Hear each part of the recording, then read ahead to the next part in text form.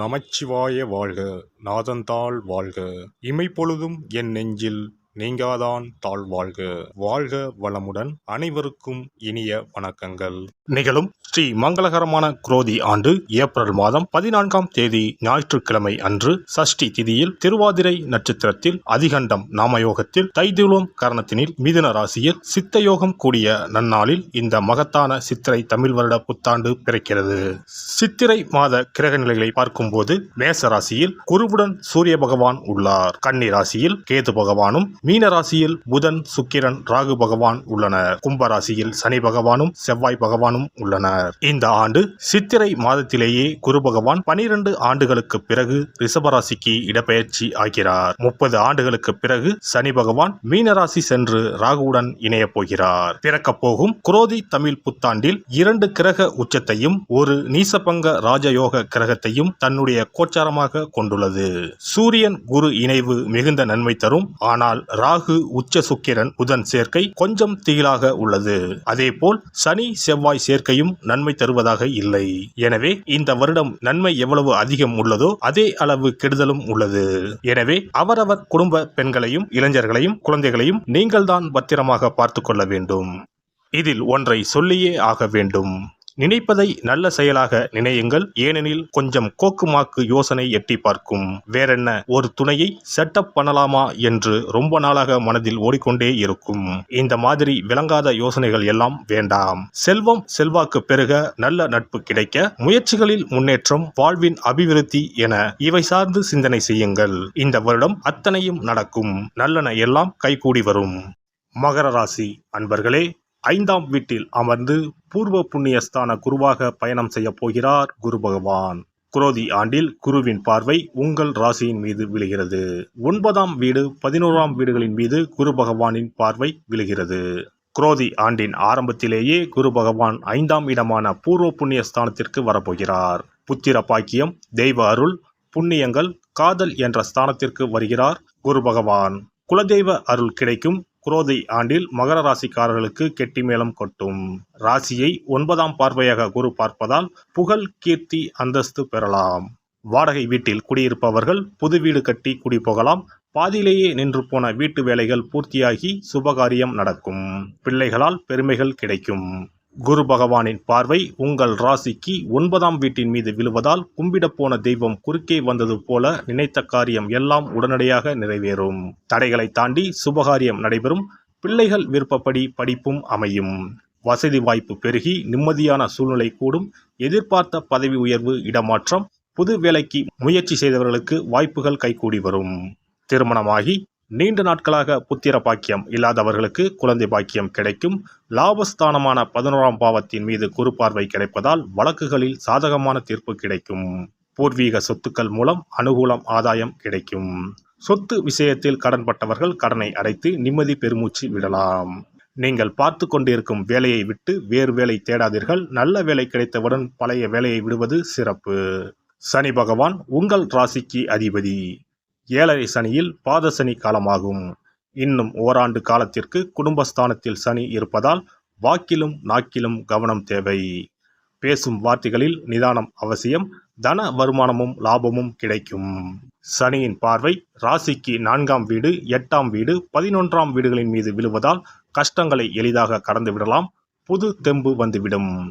2025ஆம் ஆண்டு மார்ச் வரைக்கும் சனி பகவான் பாத சனியாக தொடர்வதால் கொஞ்சம் கவனம் தேவை. குரோதி ஆண்டின் இறுதியில் 7.5 சனி முடிவுக்கு வரப்போவதால் தெம்பும் தைரியமும் அதிகரிக்கும். குரோதி ஆண்டு முழுவதும் ராகு 3ஆம் வீட்டிலும் கேது பாக்கியஸ்தானமான 9ஆம் வீட்டிலும் பயணம் செய்கின்றனர். குரோதி ஆண்டு முதல் உங்களுக்கு செழிப்பான வாழ்க்கை அமையும். புது முயற்சிகள் யாவும் வெற்றி பெறும். தேவைகள் பூர்த்தியாகும். உங்களுடைய நீண்டகால கனவுகள், லட்சியங்கள் நிறைவேறும். குடும்பத்தில் நீண்ட நாட்களாக இருந்து வந்த பிரச்சனைகள் தீரும். பாக்கியஸ்தானத்தில் மோட்சத்தை கொடுக்கக்கூடிய கேது பயணம் செய்வதால் இதுவரை தடைபட்டு வந்த காரியங்கள் எல்லாம் இனி தடையில்லாமல் நடைபெறும். மாணவர்களுக்கு படித்த படிப்புக்கு ஏற்ற நல்ல வேலையும் கை நிறைய சம்பளமும் கிடைக்கும்.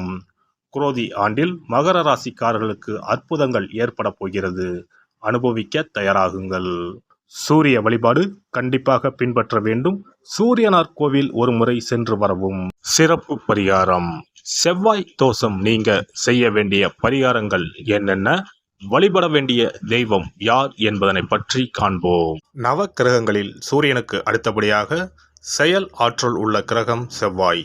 ஆளுமை திறன், ஆற்றல், வீரம், அதிகாரம் செய்தல், வளைந்து கொடுக்காத தன்மை, தர்மம், நீதி, நேர்மை, நியாயம் போன்ற அம்சங்கள் கொண்ட கிரகம் செவ்வாய். செவ்வாய் பலமாக இருந்து நல்ல ஆதிபத்தியம் பெற்று அவரது தசை நடக்குமானால் சகோதர சகோதரிகள் மூலம் பெரும் அனுகூலம் ஏற்படும். பெரிய பதவிகளில் உள்ளவர்கள், தொழில் அதிபர்களின் தொடர்பு கிடைத்து அதன் மூலம் முன்னேற்றம் உண்டாகும். பலமற்ற ஆதிபத்தியம் பெற்று தசை நடக்குமானால் கீழே விழுவதும் அடிபடவும் நேரிடும். வாகன விபத்துக்களை சந்திக்க நேரிடும். இரத்த காயங்கள், வெட்டுக்காயங்கள், இரத்த சம்பந்தமான நோய், சித்தப்பிரமை, தலையில் அடிபடுதல் போன்றவற்றை ஏற்படுத்துவார் செவ்வாய் பகவான். வீண் வழக்குகள், சண்டை சச்சரவுகள், மறைமுக நேர்முக எதிரிகள், பொருள் களவு போகுதல், செய்தொழில் வியாபாரத்தில் திடீரென்று பெருத்த நஷ்டம், அரசாங்க கெடுபிடி, பதவி இறக்கம், மறைந்து வாழும் சூழ்நிலை என்று பலவகை இன்னல்களை உருவாக்குவார். செவ்வாய் முதலான தோஷங்கள் அனைத்தும் நீங்க அவரின் அருளை முழுவதும் பெற செவ்வாய்க்குரிய அதிதேவதையான முருகனை வழிபடுவதும், கோதுமை ரொட்டி, வெள்ளை எள் கலந்த இனிப்பு பலகாரங்கள், துவரை போன்றவற்றை ஏழைகளுக்கு தானம் கொடுப்பதும் நல்லது. செவ்வாய் கிழமைகளில் விரதம் இருந்து செவ்வாய் பகவானுக்கு விளக்கேற்றுவது, சஷ்டி விரதம், கிருத்திகை விரதம் மேற்கொள்வது, தினமும் கந்த சஷ்டி கவசம் படிப்பது நல்லது. மேலும் செவ்வாய்க்குரிய கல்லான பவளக்கல்லை மோதிரத்தில் பதித்து அணிவது, சிவப்பு நிற ஆடையை அணிந்து கொள்வது, செப்பு பாத்திரங்களை உபயோகிப்பது போன்றவற்றால் செவ்வாயால் உண்டாகக்கூடிய தோஷங்கள் குறையும். செவ்வாய் பகவானுக்கு செய்யும் பரிகாரங்கள் அனைத்தும் முருகனுக்கு உகந்தது என்பதால் முருகனின் திருவருளும் கிட்டும். திருமண வாழ்க்கையில் செவ்வாய் பகவானுக்கு முக்கிய பங்கு உண்டு. திருமணத்துக்கு வரன் பார்க்கும்போது பிள்ளைக்கோ அல்லது பெண்ணுக்கோ செவ்வாய் தோஷம் இருக்கிறதா என்றுதான் முதலில் கேட்பார்கள். அந்த அளவுக்கு செவ்வாய் தோஷம் மிகவும் முக்கியமானதாக பார்க்கப்படுகிறது. ஒருவரின் ஜனன ஜாதகத்தில் லக்னம், சந்திரன், சுக்கிரன் ஆகியோருக்கும் செவ்வாய் இருக்கும் இடத்திற்கும் உள்ள தொடர்பை கொண்டுதான் செவ்வாய் தோஷம் ஒருவரின் ஜாதகத்தில் எந்த அளவுக்கு வலிமையாக இருக்கிறது என்பதை கணிக்க முடியும். செவ்வாய் தோஷம் இருக்கிறது என்றால் நம்பிக்கையோடு மிக எளிய பரிகாரங்களை செய்வதன் மூலம் தோஷ நிவர்த்தி பெறலாம். செவ்வாய் தோஷம் என்பது திருமண தடையை ஏற்படுத்துவது மட்டுமல்லாமல் மேலும் பல இடையூறுகளையும் ஏற்படுத்தும். எனவே செவ்வாய் பகவானை செவ்வாய் தோறும் செவ்வாய் ஹோரையில் வழிபடுவதும், செவ்வாய்க்குரிய கடவுளான முருகப்பெருமானை 9 நெய் தீபம் ஏற்றி வழிபடுவதும் செவ்வாய் தோஷத்தினால் ஏற்படக்கூடிய அசுப பலன்களின் தாக்கத்தை பெரிதும் குறைக்கும் என்பது ஐதீகம்.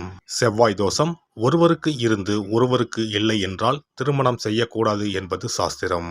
இருவருக்கும் இந்த தோஷம் இருந்தால் திருமணம் செய்து வைக்கலாம் என்று சிலர் சொல்வார்கள். ஆனால் பொதுவாக தோஷம் ஒருவருக்கு இருந்தாலும் சரி அல்லது இருவருக்குமே இருந்தாலும் சரி, தக்க ஜோதிடர்களை ஆலோசித்து முறைப்படி பரிகாரங்கள் செய்வதுதான் சரி. செவ்வாய் தோஷத்தால் திருமண தடை உள்ளவர்கள் வைத்தீஸ்வரன் கோவிலுக்கு வந்து அரச மரத்தடி விநாயகர் ஆதி வைத்தியநாதரை வழிபட்டு ஆலமரத்தை சுற்றி வர வேண்டும். வைத்தியநாத சுவாமி, தையல்நாயகி அம்மன், செவ்வாய்க்கு அதிதேவதையான முருகப்பெருமானை வழிபட வேண்டும். சன்னதியில் உள்ள செவ்வாய் பகவானுக்கு சிகப்பு வஸ்திரம் சாத்தி அபிஷேகம் செய்து பரிகாரம் செய்ய தடைகள் நீங்கும். இந்த வீடியோ பதிவு உங்களுக்கு பிடித்திருந்தால் லைக் பண்ணுங்க, கமெண்ட் பண்ணுங்க, ஷேர் பண்ணுங்க, மறக்காம சப்ஸ்கிரைப் பண்ணுங்க, பக்கத்துல இருக்கிற பெல் பட்டனை கிளிக் பண்ணுங்க. நன்றி, வணக்கம். ஓம் நமச்சிவாய. சிவாய நம.